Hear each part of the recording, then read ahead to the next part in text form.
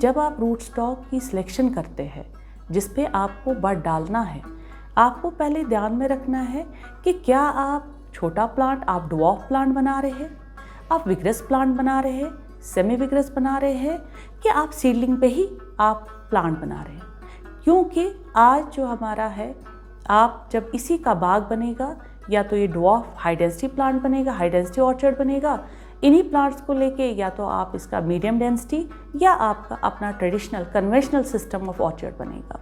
तो पहले आपको सिलेक्शन करनी है रूट स्टॉक की। चाहे ड्वार्फ में आप M9 लीजिए, आप M27 लीजिए, इसी तरह आप सेमी ड्वार्फ में M7 ले सकते हैं, और सेमी विग्रस में आप MM106 ले सकते हैं। और आपका जो विग्रस रूट स्टॉक है उसमें या तो सीडलिंग आएगा आपका या MM111। ये सारे रूट स्टॉक जो है इनकी अपनी एक सलाहियत है जो ये उस प्लांट में देते हैं, मतलब उस प्लांट में अपना कैरेक्टर डालते हैं, जिसकी वजह से फिर बाद में आपका प्लांट या तो ड्वार्फ रहेगा और डिफरेंट या तो विग्रस रहेगा। क्योंकि हम बडिंग करते हैं जब आपकी रूट स्टॉक की एज या तो 1 साल होगी या तो 2 साल होगी। तो इस रूट स्टॉक को तैयार कैसे करेंगे इस बडिंग के लिए? इस रूट स्टॉक पे आपको पता है कि हमारा 15 से 20 सेंटीमीटर की इसी हाइट पे हम बडिंग करते हैं, हम बड को इंसर्ट करते हैं रूट स्टॉक पे। ये जो बडिंग है आप स्टोन फ्रूट्स में भी कर सकते हैं, पोम फ्रूट्स में भी कर सकते हैं, और ये आपका जो सक्सेस है हमने देखा है, और स्टैंडाइज भी जो हुआ है लगभग 90 से 95% सक्सेस है। आप इस प्लांट से चाहे अपनी कोई भी वैरायटी चूज़ की, चाहे आपने गाला किया, अर्ली मैच्योरिंग की जिसमें गाला स्ट्रेन्स आते हैं, या लेट मैच्योरिंग वैरायटीज़ की जिसमें आपके डिलीशियस स्ट्रेन्स आते हैं, डिलीशियस की वैरायटीज़ आती हैं, या अगर स्टोन फ्रूट्स आपने लिए, चाहे प्लम की अर्ली वैरायटीज़ ली, पीच लिया, या आपको खुद देखना है कि आप early varieties, early maturing varieties बना रहे हैं, मिड सीज़न या लेट सीज़न, उनका आप जब सिलेक्शन करेंगे, उनका सिलेक्शन का प्रोसीजर है, पहला वो प्लांट चूज़ करिए जिसमें कोई डिजीज़ ना हो, फ्री फ्रॉम डिजीज़ेस, जिसमें कोई पेस्ट ना लगाओ, पेस्ट इन्फेस्टेशन नहीं होनी चाहिए। पहली बात आपको ख्याल रखना है, जो भी 1 ईयर ओल्ड शूट्स है, जो इस साल की शूट्स है, करंट सीजन की शूट्स, उनको सिलेक्ट करिए।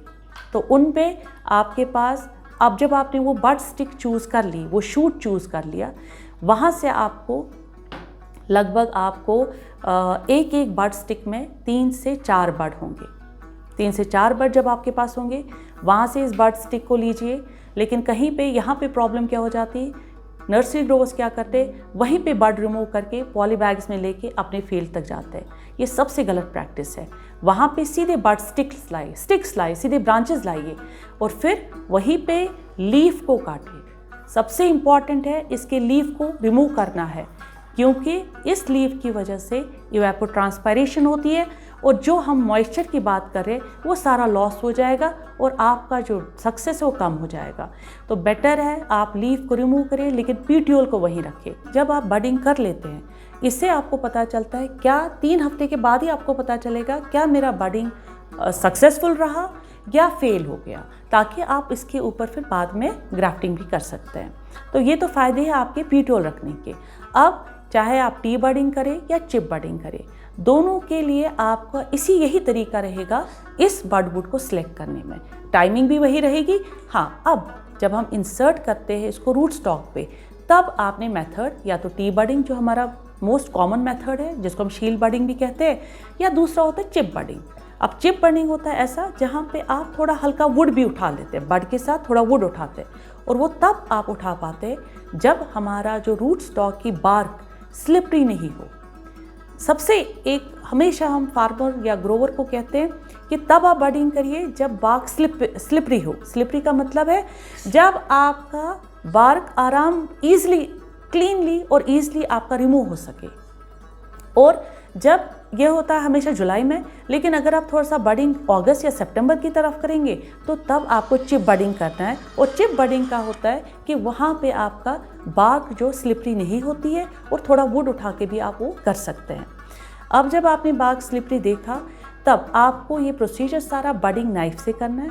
उसकी वजह ये है कि बडिंग नाइफ में एक एंड जो होता है वो होता है ब्लंट और दूसरे एंड से एक राउंड एंड होता है, दूसरा ब्लंट होता है।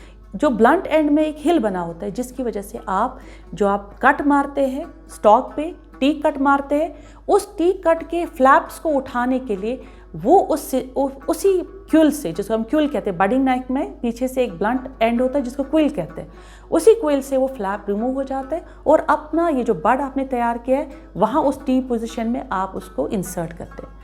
अब दूसरी चीज़ है कि आप उसको फिर टाइटली सिक्योर करना है। उसके लिए अभी जो मार्केट में है बडिंग टेप्स है, उनसे आप इसका पूरा बड को रैप करते हैं, लेकिन बड को छोड़ के, बीच में बड को छोड़िए, ऊपर बड के अबव और बिलो आप इस रैप को पूरा सिक्योर करिए।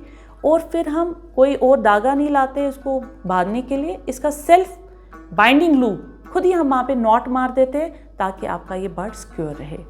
फिर उसके बाद 3 हफ्ते के बाद आपको पता है अगर पीटीओर इसमें गिर गया तो वो आपकी इंडिकेशन है कि आपका जो बडिंग का प्रोसीजर है, चाहे आपने टिप किया, चाहे आपने टी बडिंग किया या आपने चिप बडिंग किया, दोनों सूरतों में वो आपकी इंडिकेशन है कि आपका जो बडिंग वो सक्सेसफुल है। बडिंग का सबसे बड़ा फ़ायदा चाहे ग्राफ्टिंग हो या बडिंग हो, जब आपको आइडेंटिकल प्लांट चाहिए, मतलब अगर आपने रेड डिलीशियस को ही बनाना है ट्रू टू टाइप, मतलब अगर आपने गाला देखा, आप कहते हो मुझे सिर्फ गाला ही बनाना है, तो वो एक ही तरीका है आपको गाला, सिर्फ ही गाला बनाना, वो है या तो बडिंग या तो ग्राफ्टिंग, क्योंकि ये आपको ट्रू टू टाइप प्लांट देगा। जैसा वैरायटी आप चूज़ करोगे वही वैरायटी आगे आप प्रोपोगेट भी करोगे और मल्टीप्लाई भी सेम वैरायटी करोगे। इनको कहते ही है सेक्सुअल मीन्स ऑफ रिप्रोडक्शन, वरना सीडलिंग से ये है कि आपको हर बार नया प्लांट मिलेगा, हर बार क्वालिटी चेंज हो जाएगा, हर बार वैरायटी चेंज हो जाएगी। 3 चीज़ें, time, selection of bud, selection of rootstock, ये 3 चीज़ें आपका गारंटीड 99% सक्सेस है एक ग्रोवर के लिए, एक नर्सरी मैन के लिए।